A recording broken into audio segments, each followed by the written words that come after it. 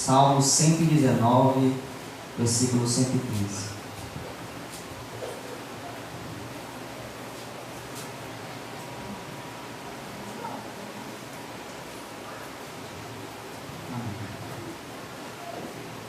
Diz assim a palavra de Deus: lâmpada para os meus pés é tua palavra e luz para o meu caminho. Poder sentar.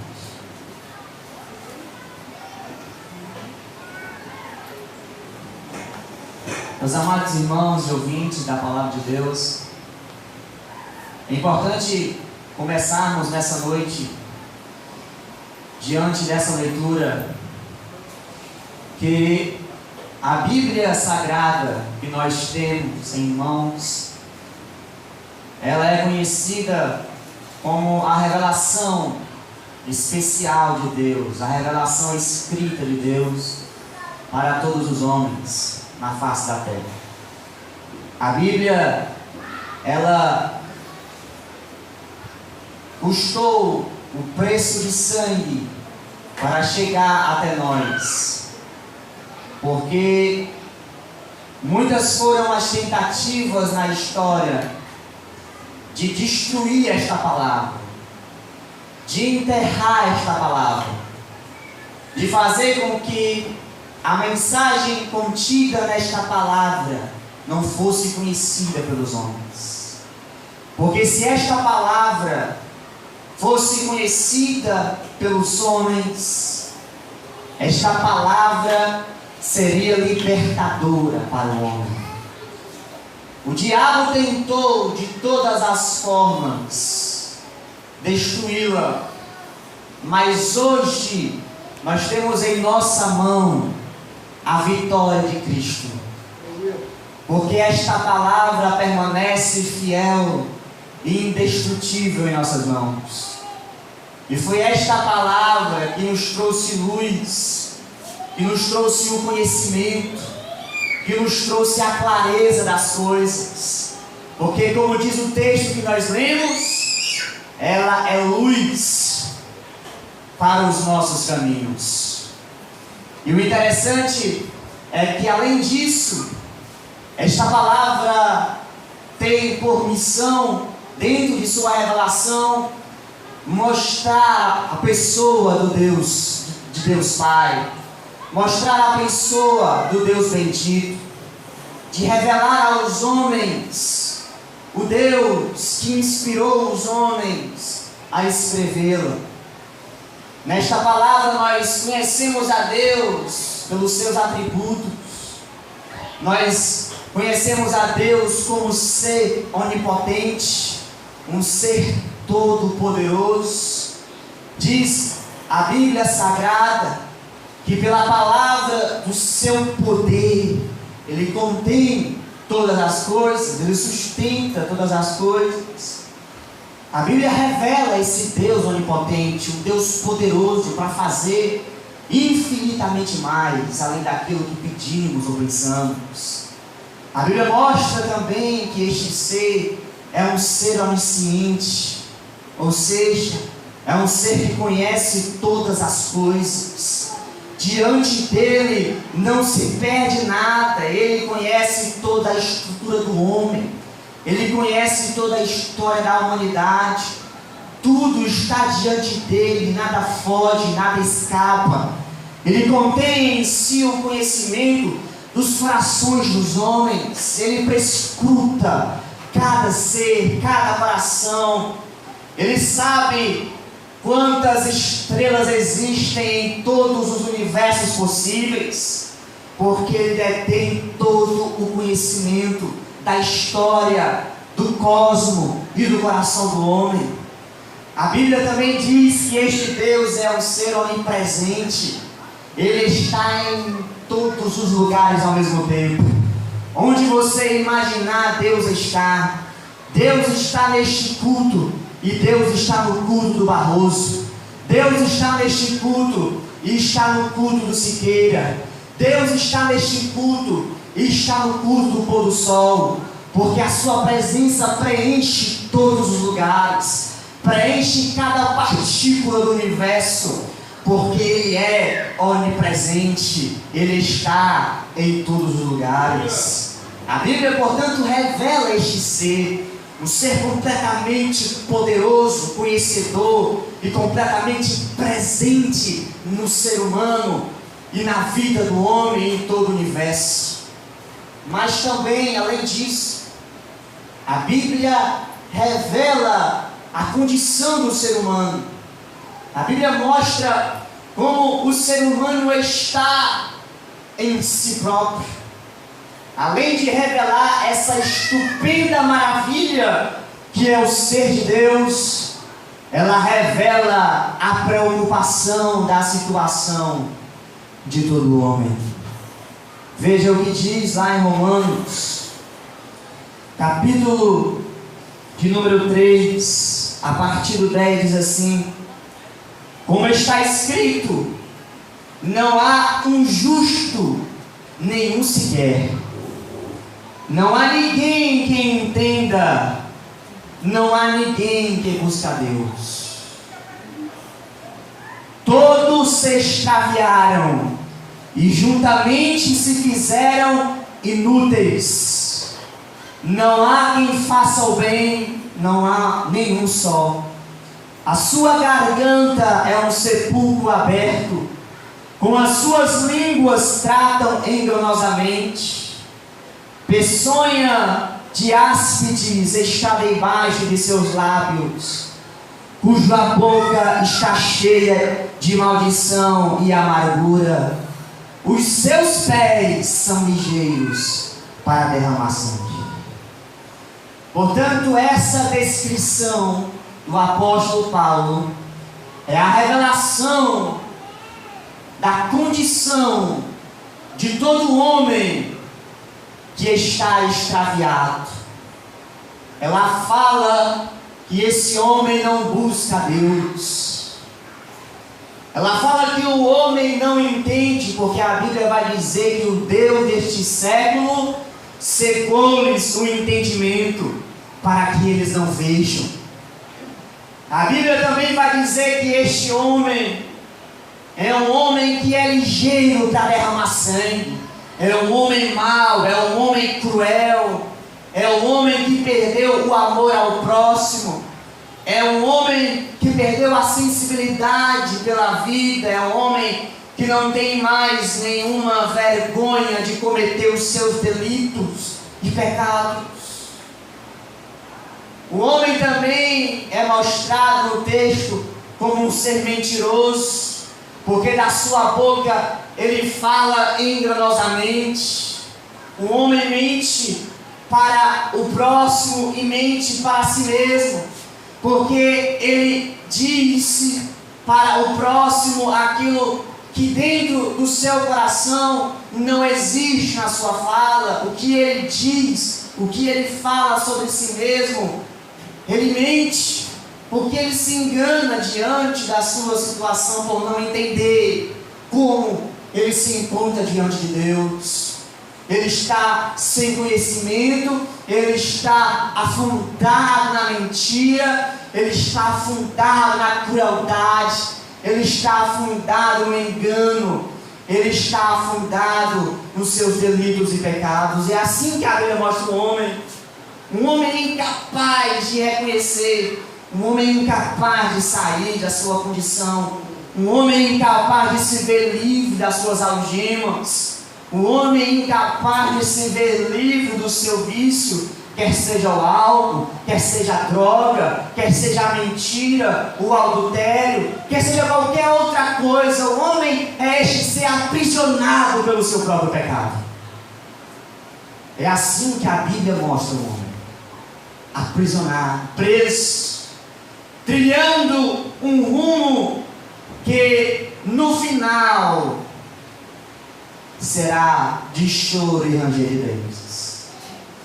Mas, além da Bíblia revelar este ser estupendo, como disse eu, que é o nosso Deus, além da Bíblia revelar esta condição do homem, em que nenhum homem escapa de estar enquadrado nesta condição, a Bíblia também é o guia do homem. A Bíblia é o mapa do homem. A Bíblia se mostra como uma bússola que todo homem pode, através dela, encontrar o caminho de volta para casa. Aleluia. E nessa noite eu queria falar sobre o que esta bússola mostra, sobre o que este mapa está mostrando para o homem. E em primeiro lugar, esta bússola, este mapa, mostra para o homem dois caminhos a seguir. E o primeiro deles é o caminho largo, é o caminho espaçoso. E sobre isso está dito lá em Mateus, capítulo de número 7, versículo de número 13. Diz assim a palavra de Deus: entrai pela porta estreita, porque larga é a porta e espaçoso o caminho que conduz à perdição, e muitos são os que entram por ela. Em primeiro lugar, a Bíblia vai te mostrar, amado, que existe um caminho largo, que existe um caminho espaçoso. E uma das coisas que a Bíblia vai falar sobre este caminho é que muitos são os que estão trilhando por este caminho. E aí você me pergunta por quê? É simples. Porque nesse caminho espaçoso e largo, não precisa de Deus. Esse caminho que muitos estão trilhando é muitas vezes um caminho de facilidades. É um caminho em que você não precisa justificar nada para Deus, porque neste caminho você é o Deus da sua própria vida. Neste caminho você faz o que você entende por melhor e não aquilo que Deus enxerga o que é melhor para você. Este caminho largo e espaçoso, muitos têm caminhado por ele, porque este caminho não requer renúncia da sua parte. Neste caminho você não precisa abandonar nada que você gosta. Se você gosta de mentir, continue mentindo, porque não tem problema. Deus não é o dono da tua vida, você é que é. Se você gosta de beber bebidas alcoólicas, não se preocupe, continue bebendo, porque Deus não é o dono da sua vida, você que é o dono da sua vida. Você pode escolher, você pode viver da maneira que você quiser e como você bem entender, porque neste caminho Deus não existe. Deus não está presente na vida do homem. É um caminho de facilidades. É um caminho em que, ao olharmos para estes que vivem trilhando por este caminho, nós até podemos imaginar que este caminho é o melhor do mundo. Nós podemos até pensar que é melhor por este caminho. Nós podemos até pensar que por este caminho vai ser melhor, porque é um caminho que não nos traz tanta dor, tanto sofrimento, tanta renúncia, tanto desapego das coisas que eu amo e gosto. Parece que é melhor. Parece que este caminho largo é menos cruel e doloroso. Até porque eu posso viver como eu quero. E portanto eu não preciso de um tutor na minha vida. Eu não preciso de um Deus na minha vida que me diga o que eu devo ou não fazer. E tem um homem na Bíblia chamado Asaf, que quando parou para meditar na vida de um homem que caminha que trilha por este caminho, ele quase acreditou que viver por este caminho é melhor. Veja o que diz lá em Salmos 73. O salmo de um homem que parou para meditar sobre a vida do ímpio, sobre a vida de um homem sem Deus. A partir do versículo 1 diz assim: verdadeiramente bom é Deus para com Israel, para com os limpos de coração. Quanto a mim, os meus pés quase se desviaram, pouco faltou para que escorregassem os meus passos. Pois eu tinha inveja dos nécios, quando via a prosperidade dos ímpios, porque não há aperto na sua morte, mas firme está a sua força. Não se acham em trabalhos como outros homens, nem são afligidos como outros homens. Por isso a soberba os cerca como um colar, vestem-se de violência como de adorno. Os olhos deles estão inchados de gordura, eles têm mais do que o coração podia desejar. Asaf está olhando para o homem que caminha por este caminho fácil, largo, espaçoso, e diz: eu quase escorreguei, porque quando eu vi estes homens e quando eu parei para meditar sobre a vida deles, eu quase acreditei que esta vida era a melhor do mundo.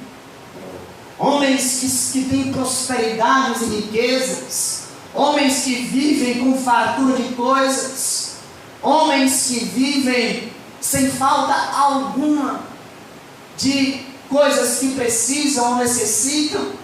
E quando eu parei para observar isso, eu quase escorreguei, porque aquilo para mim foi doloroso. Porque aquilo para mim foi confuso. Como pode alguém viver desta maneira? Como pode o nécio estar trilhando esse caminho como se nada fosse acontecer? Como se este caminho fosse o melhor caminho do mundo? Como se caminhar por esta trilha fosse a melhor coisa da existência do homem? Asaf se sentiu iludido com aquilo. Porque, meus irmãos, parece que é melhor. Parece que é melhor viver uma vida sem Deus. Porque uma vida sem Deus é uma vida sem justificativas. É uma vida sem peso na consciência. É uma vida em que eu não preciso justificar minha mentira. É uma vida em que eu não preciso justificar o meu ego, a minha soberba. É uma vida em que eu não preciso me importar com o próximo, porque mais importante do que o próximo é a minha própria vida. É uma vida que exclui Deus, que exclui o próximo, que exclui qualquer coisa que possa se colocar entre você e os seus bens, entre você e o seu ego, entre você e o seu dinheiro, entre você e os seus bens. Não pode ter ninguém e nada no meio de vocês, no meio deste homem. Este caminho é largo e espaçoso, porque os homens são atraídos por isso, pelos bens que possuem, pelas riquezas que conquistam, pelos diplomas que conquistam, e aquilo que eles conquistam e têm em suas vidas, para eles são aquilo que lhe trazem maior satisfação, maior alegria, maior felicidade. Mas o texto também vai dizer que este mesmo caminho, que é fácil demais de viver, é um caminho que conduz à perdição. É um caminho que conduz à perdição. Embora o homem ache-se satisfeito com a vida que está vivendo sem Deus, por mais que o homem sinta-se feliz no círculo dos amigos, quando está bebendo, se drogando, se prostituindo, por mais que ele sinta esses sentimentos passageiros, momentâneos, a Bíblia deixa claro que por este mesmo caminho que ele está trilhando, ele cairá no abismo eterno. Ele cairá na condenação eterna. É por isso que em Provérbios vai dizer o seguinte, Provérbios capítulo de número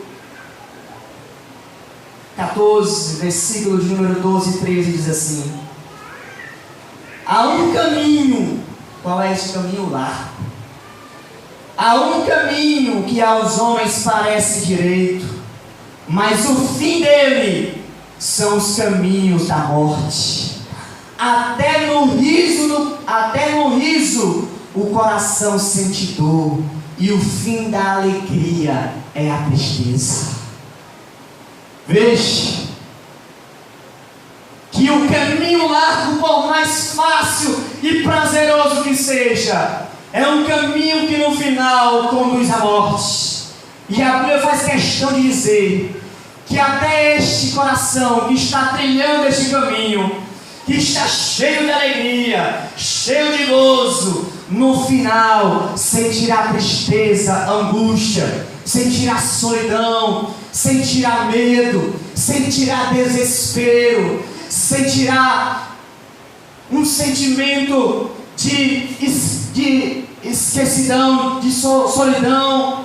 Porque, meus amados irmãos, o homem pode ganhar o mundo inteiro, mas a Bíblia diz: do que adianta se ele perder a sua alma? Este caminho não faz com que o homem pense sobre a situação da sua alma.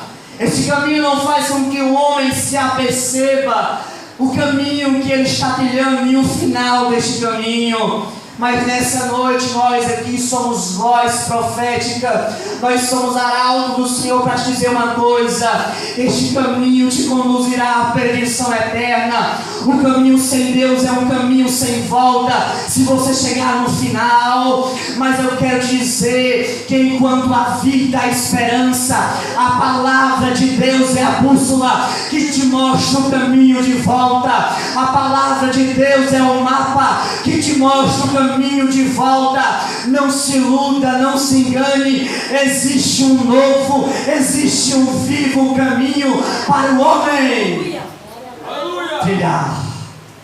Aleluia. E naquela cruz, Jesus estava não apenas perdoando os pecados, mas ele estava dizendo: agora eu sou o novo e vivo caminho. Todo aquele que vem a mim, de maneira nenhuma eu lançarei fora. Vem de onde, pregador? Vem do caminho largo, do caminho fácil, do caminho estreito. Todo aquele que está voltando deste caminho, todo aquele que está regressando deste caminho, está indo ao encontro do Cristo ressurreto. E quando ele chega diante de Cristo, Jesus promete: eu não o lançarei fora. Porque se a verdade, se o Filho vos libertar, verdadeiramente sereis livres. Aleluia. Portanto, a Bíblia mostra claramente que este caminho largo e espaçoso é um caminho sem Deus, e que no final trará para o homem a condenação eterna, a segunda morte, a separação eterna de Deus, o momento em que o homem estará no inferno, lembrando eternamente, mas não terá mais a oportunidade de voltar. Mas a Bíblia não deixa o homem apenas com esta mensagem. A Bíblia não mostra apenas este caminho. A Bíblia também apresenta um outro caminho. A Bíblia mostra para o homem, pela sua bússola pelo mapa que ela é, uma outra opção. Ela mostra uma outra trilha para que o homem possa caminhar. Ainda no capítulo 7 de Mateus, no versículo 14 agora, a Bíblia vai dizer: porque estreita é a porta e apertado o caminho que leva à vida, e poucos há que entrem por ela. Se por um lado o mundo te apresenta uma vida fácil de viver, se por um lado o mundo te apresenta uma vida tranquila de se viver sem Deus, se por um lado o caminho largo e espaçoso tem muita gente caminhando por ela, por outro lado, a Bíblia vai dizer que este caminho apertado é o caminho que poucos entram por ela. Porque é diferente do mundo, porque é diferente do largo, o estreito muitas vezes é mais doloroso. Porque é diferente do largo, o estreito é mais espinhoso. Porque é diferente do largo, o estreito requer renúncia. Porque é diferente do largo, o estreito requer confissão de pecados. Porque é diferente do largo, o estreito requer vida completamente voltada para Deus. Diferente do largo, o caminho apertado é o caminho que Deus está no começo, no meio e no fim. Porque é diferente do largo, o estreito, você caminha não como você quer caminhar, não como você entende que deve caminhar, mas como a palavra diz para você caminhar, mas como as Escrituras ensinam como você deve caminhar. O caminho estreito é um caminho que requer renúncia, é um caminho que requer confissão, é um caminho que requer aproximação daquilo que está na palavra de Deus. E é por isso que Jesus vai dizer o seguinte, lá em Lucas, capítulo 9, versículo de número 57. Lucas 9, 57. Diz assim a palavra de Deus. Lucas 9, 57. E aconteceu que, indo eles pelo caminho, lhe disse um: Senhor, seguir-te-ei para onde quer que fores. E disse-lhe Jesus: as raposas têm covis e as aves do céu têm ninhos, mas o Filho do Homem não tem onde reclinar a cabeça. A primeira instrução que Jesus diz ou fala para aquele que quer seguir por este caminho é: este vai ser difícil. Vai ser às vezes sofrimento. Caminhar com Jesus às vezes é chorar. Caminhar com Jesus às vezes é passar noites em claras. Caminhar com Jesus às vezes é caminhar por desertos. Caminhar com Jesus às vezes é estar no vale. As raposas têm covis e as aves têm ninhos, mas o Filho do Homem não tem onde reclinar a cabeça. Porque servir a Jesus, diferente do caminho largo, às vezes é difícil, às vezes dói, às vezes caímos, às vezes choramos, sofremos, nos angustiamos. Às vezes pensamos até que estamos sós por não entender o tempo de Deus. Mas, meus amados ouvintes da palavra de Deus, eu quero dizer uma coisa maravilhosa nessa noite. Por mais que caminhar por este caminho seja difícil, seja estreito, seja complicado, requeira renúncia, a promessa é que nós não estamos só no caminho. Aleluia. A promessa é de que todo aquele que está caminhando por este caminho apertado, estreito, é de que ele não estará só. Quer seja vale, quer seja deserto, quer seja tempestade, quer seja qualquer outra situação, a promessa é esta: eu estarei convosco todos os dias, até a consumação do século, disse Jesus. Caminhar com Jesus é sofrer, se angustiar, chorar, renunciar, mas é ter a presença de Deus perto de você, consolando, alegrando e fazendo com que a tua alma entenda que no meio do vale o Senhor te faz crescer, que no meio do deserto o Senhor te faz entender que até a dor, que até a angústia é para o teu bem. Aleluia. É por isso que o texto lá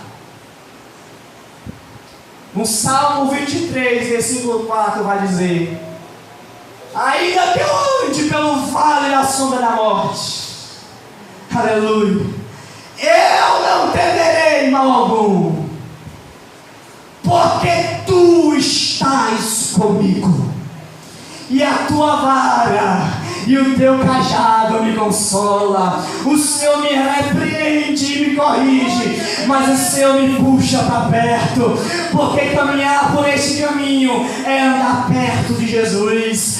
Caminhar pelo caminho apertado e estreito é caminhar próximo de Jesus. E meu amado ouvinte, eu quero te dizer que esta é a melhor coisa do mundo. Não há nada neste mundo que nos traga maior satisfação. Não há nada neste mundo que nos traga maior alegria do que esta: a presença do Cristo, a presença do Deus encarnado, a presença daquele que é invisível, mas real, que é poderoso, mas humilde. Porque se encarnou e é Emmanuel, Deus conosco. Aleluia. Aleluia. A bússola que é a palavra de Deus mostra: o caminho largo é um caminho fácil. Você pode fazer o que você quiser nele, você pode viver como você quiser, mas saiba de uma coisa: que neste caminho tem promessa para você, que neste caminho tem promessa para você, e quem prometeu é aquele que disse e acontece, é aquele que diz: haja luz e houve luz. Aquele que prometeu é o Criador de todas as coisas. É por isso que Jó vai dizer: bem sei que tudo podes, e que nenhum dos teus planos, dos teus decretos, dos teus conselhos, das tuas vontades vai ser frustrada. Aleluia. Esta é a promessa daquele que trilha este caminho, é de não estar só. Aleluia. Aleluia. É por isso, quando você vê um crente às vezes cheio de problema, cheio de coisa para resolver, cheio de tribulação na vida, é calúnia, é perseguição, é os amigos caluniando no trabalho, é as pessoas chamando de quadrado, é as irmãs sendo caluniadas, dizendo que não precisa vestir essas roupas, que não precisa disso, e as irmãs se sentem às vezes oprimidas com essas coisas. Mas veja no olhar dela se há tristeza, veja no semblante das irmãs se há angústia por causa disso. Não existe, sabe por quê? Porque elas entendem que a vida delas é uma vida que é para agradar ao Deus que a salvou e a libertou do cativeiro do pecado. Aleluia. Porque ela entende que ela estava caminhando a passos largos para o inferno, mas agora ela encontrou o caminho para o céu, mas agora ela encontrou o caminho de volta para Deus. Portanto, nenhuma calúnia, nenhuma difamação, nenhuma zombaria vai tirar a alegria e a paz que eu sinto quando estou no vale, que eu sinto quando estou no deserto, que eu sinto quando eu estou na sarjeta, que eu sinto quando estou no meio da tempestade, porque eu sei que aquele que está no barco é poderoso para dizer: aquieta-te vento e aquieta-te mar. Aleluia.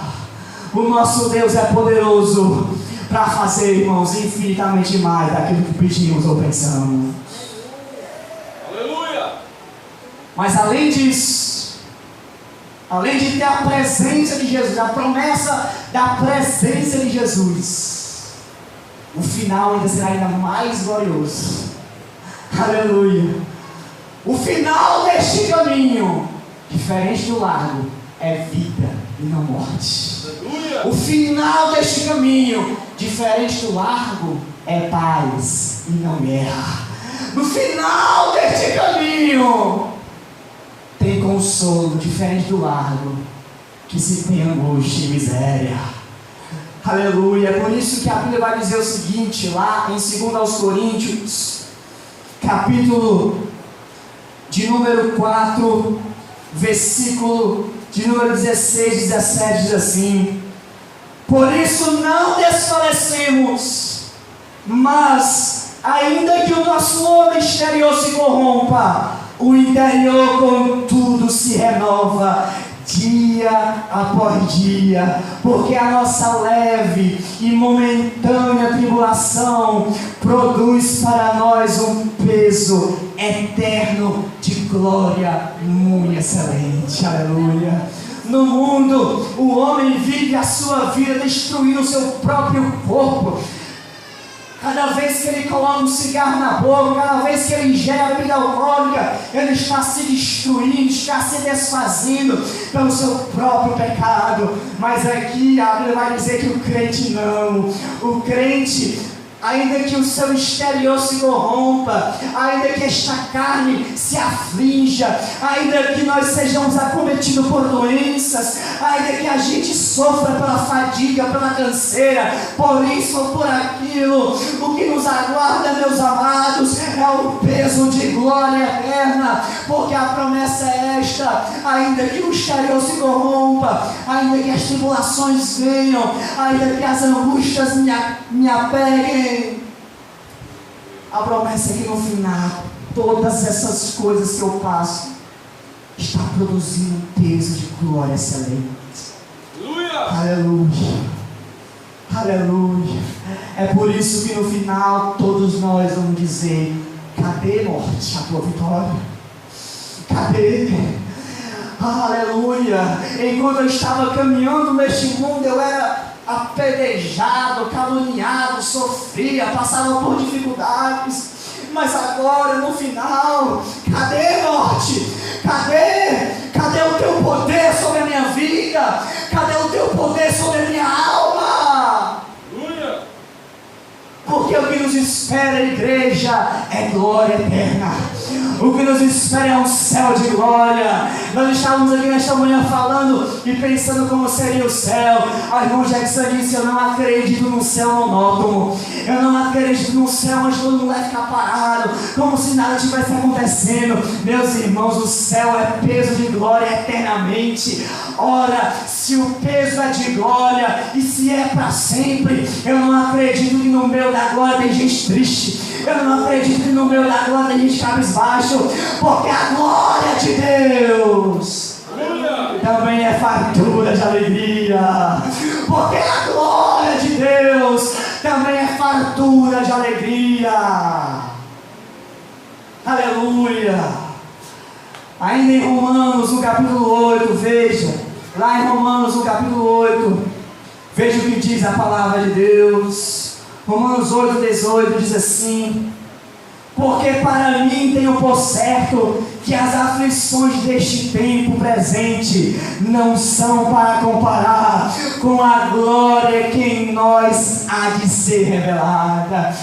Tudo isso que eu estou passando, diz o apóstolo Paulo, não pode se comparar, não pode chegar aos pés daquilo que está preparado para nós. Igreja do Senhor, saiba de uma coisa: o caminho estreito ainda é o melhor, o caminho estreito ainda é a melhor opção, o caminho estreito ainda é o caminho em que Jesus está com você.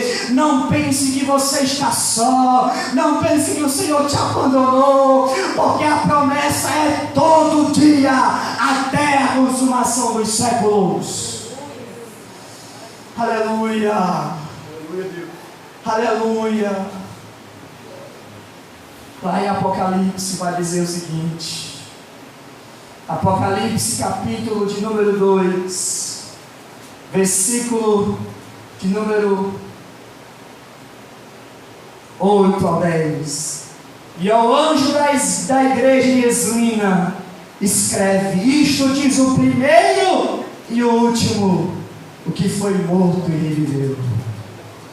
Conheço as tuas obras em tribulação e pobreza, e a blasfêmia dos que se dizem judeu e não são, mas são a sinagoga de Satanás. Nada temas das coisas que há de padecer. Eis que o diabo lançará algum de vós na prisão, para que sejais tentados, e tereis uma tribulação de 10 dias. Ser fiel até a morte, e dar-te-ei a coroa da vida. Aleluia. O próprio Cristo está dizendo para a igreja de Esmina o seguinte: eu conheço todas as tuas dores, eu conheço as tuas tribulações, eu conheço e sei das tuas angústias.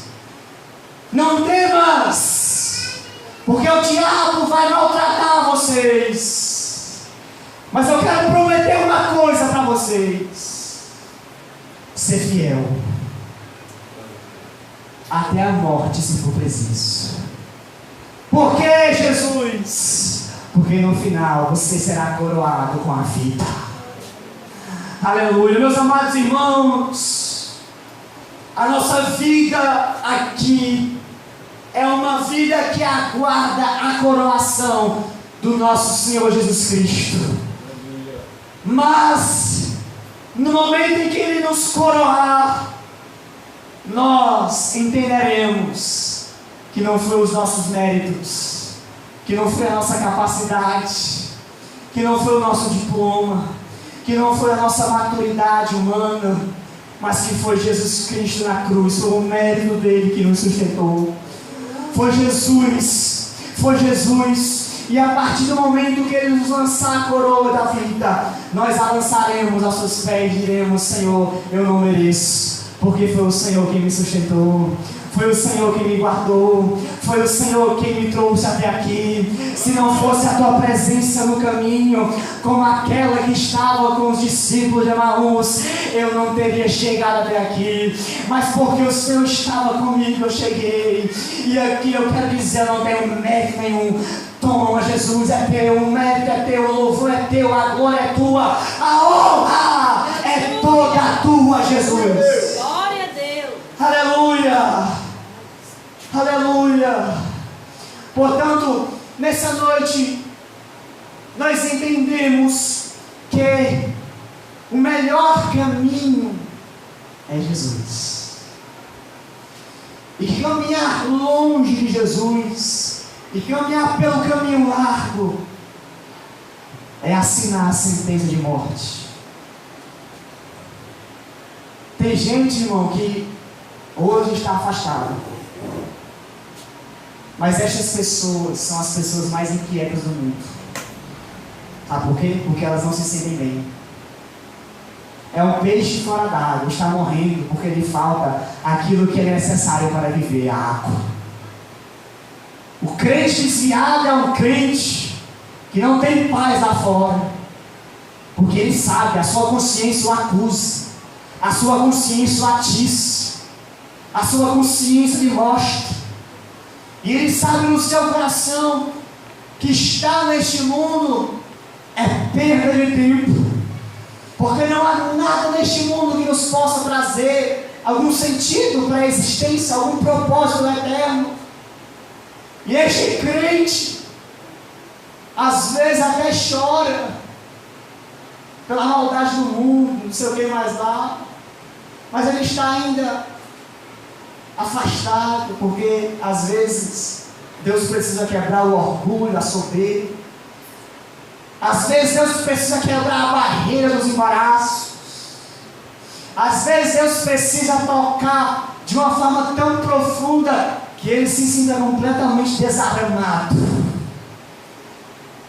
E no momento que ele se sente completamente desarmado, ele entende que quem já pisou no Santo dos Santos, em outro lugar, não sabe viver. Aleluia. Meu irmão, eu não sei nem o que pregar para um crente desviado. Porque ele experimentou, ele viu, ele ouviu, ele sentiu. O que ele precisa é ser despertado por Deus, é tocado. E nessa noite, se há alguém aqui afastado, se há alguém aqui desviado dos caminhos de Jesus, eu quero dizer, nessa noite o Senhor te chama para regressar. Aleluia, Deus. Tudo que você ouviu aqui, você já ouviu muitas vezes na sua vida. Nos cultos campais, na igreja. E você sempre confirmou a palavra, dizendo, é isso aí, é verdade. Mas nessa noite, esta própria palavra que você dizia que era verdade para o outro, pode ser nessa noite a tua verdade, a tua necessidade. Volta. Perde tempo mais não. Perde tempo nesse mundo não, como diz irmão Jefferson. Esse mundo é um banco falido. Está só esperando o momento da trombeta soar e o anticristo se revelar. Não perde tempo não. Porque tudo o que há no mundo é concupiscência dos olhos, é a soberba da vida, não se luta. Mas o caminho da vida é o caminho com Jesus. Aleluia.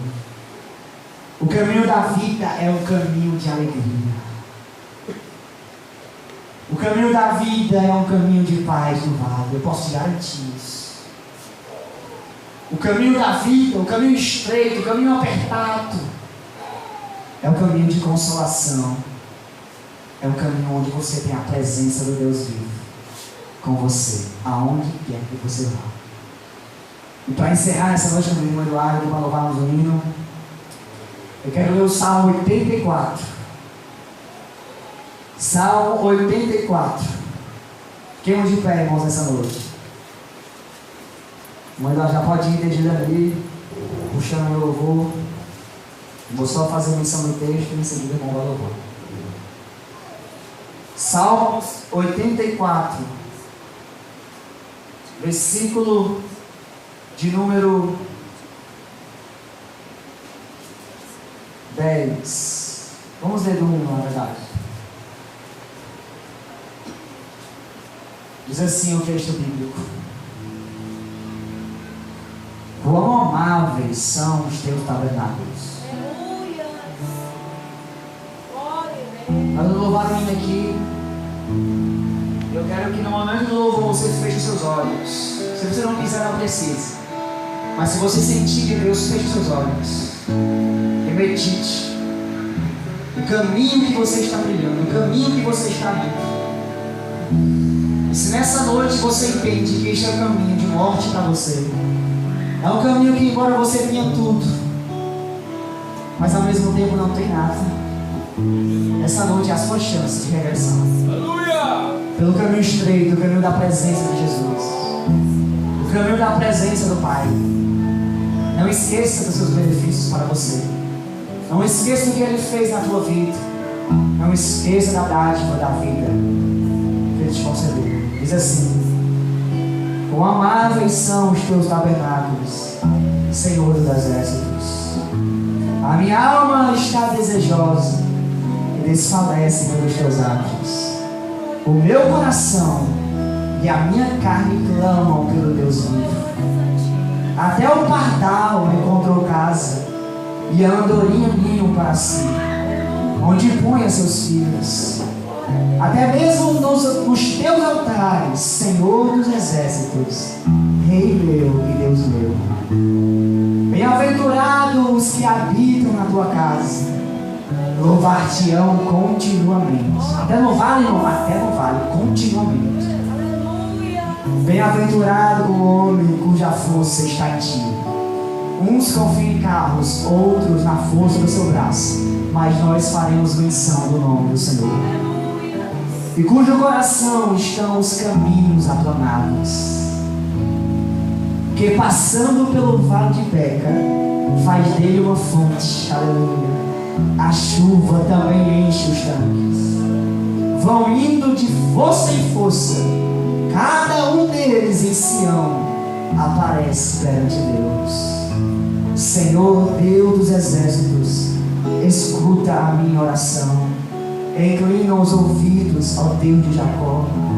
Olha, ó Deus, escudo nosso, e contempla o rosto do teu ungido. Porque, medite nisso, versículo 10. Porque vale mais um dia nos teus atos do que 1000 neste mundo. Aleluia. Vale a pena caminhar todo pelo estreito, irmãos. Preferia estar à porta da casa do meu Deus a habitar na tenda dos ímpios. Porque o Senhor Deus é um sol e escudo. O Senhor dará graça e glória. Aleluia! Não retirará bem algum aos que amam a retidão. Senhor dos exércitos, bem-aventurado o homem que em ti confia. Pare de confiar em si mesmo. Comece a confiação em Jesus.